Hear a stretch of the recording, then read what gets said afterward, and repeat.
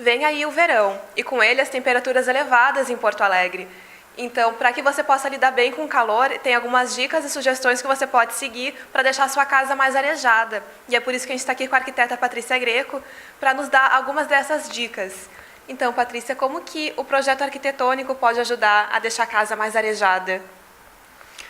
Bom, prazer de estar aqui, prazer aí para vocês que estão nos assistindo.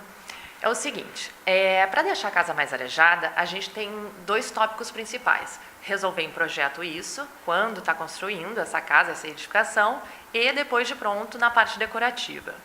Arquitetonicamente falando, quando a gente vai organizar um projeto, a gente tem algumas características principais que o profissional tem que se pegar a isso para que possa acontecer uma casa arejada, um apartamento arejado, enfim. Alguns tópicos principais.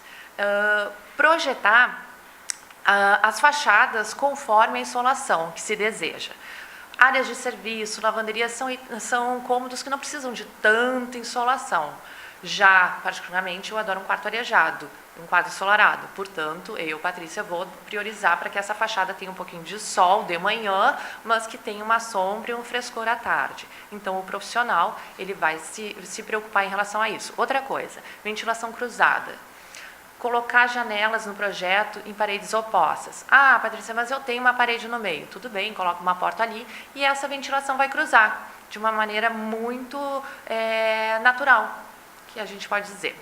Outra coisa, projeta beirais. Os beirais são a extensão do telhado. Então, por que a gente coloca? Quando tem uma fachada realmente no projeto que tem que ficar, que vai pegar um sol a pino, principalmente no norte, no verão, que é aquele solaço, o beiral ele vai proteger, ele vai projetar uma sombra nessa janela ou nesse cômodo que está ali de frente para essa fachada. Pé direito alto. O pé direito alto uma estratégia que a gente adota, porque a gente sabe que em lugares muito quentes o ar quente sobe. Então, como o ar quente sobe com o pé direito alto, consegue manter aquele frescor dentro daquele ambiente. Mais uma coisa, colocar na hora do projeto também oferecer para o cliente aberturas em PVC, vidro duplo, são elementos que não vão deixar passar esse calor e vão segurar o ar frio dentro dessa edificação. E por último, e não mais importante, investir em telhas claras. Então, colocar as telhas claras, uma manta térmica, que com isso, com certeza, já vai conseguir uma edificação mais arejada e ensolarada, né? Com uma proteção muito boa também, porque tem telhas translúcidas, então entra o sol, mas ao mesmo tempo não vai entrar esse calor. E além disso, como que a decoração pode ajudar? Bom, aí a decoração a gente já vai para uma outra parte, quando o projeto já está pronto e muitas vezes a gente pega umas buchas. Como é que vamos resolver isso aí? Tem jeito, calma, tem jeito. O que a gente pode fazer? Primeira coisa, investir em plantas. Né? Então, plantas das mais variadas espécies. Jardim interno, jardim externos, construir muros verticais, investir em árvores. Ah, mas uma árvore, sim, existem árvores caducas. Eu gosto muito de trabalhar com paisagismo funcional. Como é que funciona o paisagismo funcional? Como o nome já diz, a planta tem a sua função. Por exemplo, se eu vou plantar uma árvore, eu vou escolher uma árvore que a sua espécie seja caduca. O que é isso? Ou seja, no inverno ela tem folhas, vai proteger, no inverno ela não tem folhas, então vai permitir que entre esse sol, e no verão ela tem as folhas, cria aquela copa imensa e vai proteger dessa insolação. Outra coisa, dica, abrir as janelas em horários estratégicos. Então, assim, de manhã que está fresquinho, abre a janela. Foi chegando perto das 11, já fecha tudo, porque a gente sabe que começa a esquentar. E a mesma coisa volta a fazer à tardinha. Tem uma fachada que tem um sol muito forte na minha casa e mesmo assim não dá conta. Molha em horários estratégicos também. Então eu abri aquelas janelas, eu vou molhar essa parede sem problema algum, entendeu? Vai dar um resfriamento nessa edificação e aí eu vou conseguir pelo menos não fazer com que fique tão quente dentro da minha casa. Tem mais outros pontos, assim, eu até fui anotando para ver, depois a parte decorativa mesmo. Tapetes, tirar tapetes grossos e investir em tapetes com fio curto.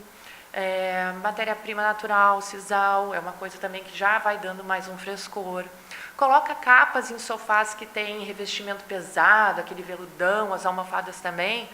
troca por capas mais leves, põe um algodão, põe um linho.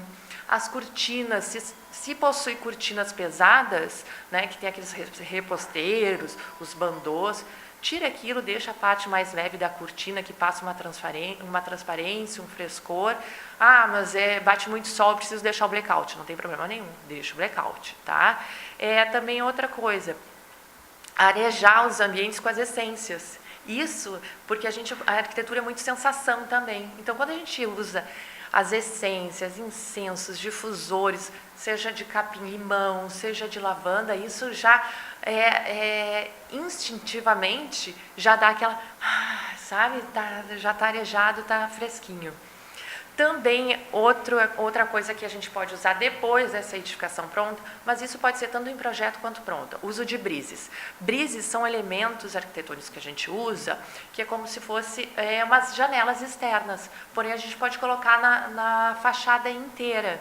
Pode pôr tanto na vertical quanto na horizontal, porque a gente consegue mexer com esse sol que mexe nessa fachada ou nessa janela. Então, pode investir, sim, em brises, que são aqueles elementos, às vezes, de aço inox que a gente vê por fora das fachadas.